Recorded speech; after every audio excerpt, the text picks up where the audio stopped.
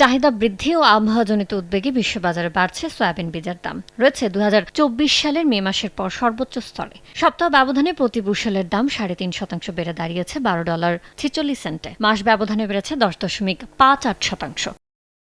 ভোজ্য তেলের বাড়তি দাম ও মধ্যপ্রাচ্যে চলমান অস্থিরতায় গেল এপ্রিলের পর সর্বোচ্চ অবস্থানে পাম তেল। প্রতি টনের দাম সপ্তাহ ব্যবধানে ৩.৪৪% বেড়ে $১,১৫৪। মাস ব্যবধানে বেড়েছে ৩.৬২%।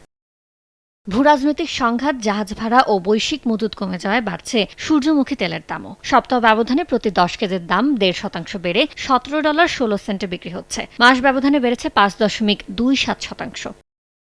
বিশ্ববাজারে অপরিশোধিত তেলের দাম বাড়ায় সপ্তাহ ব্যবধানে ক্যানোলা তেলের দাম ৩.৬৭% বেড়ে প্রতি টনের দাম $৫৮৩ উঠেছে। মাস ব্যবধানে দাম বেড়েছে ১০.১৬%।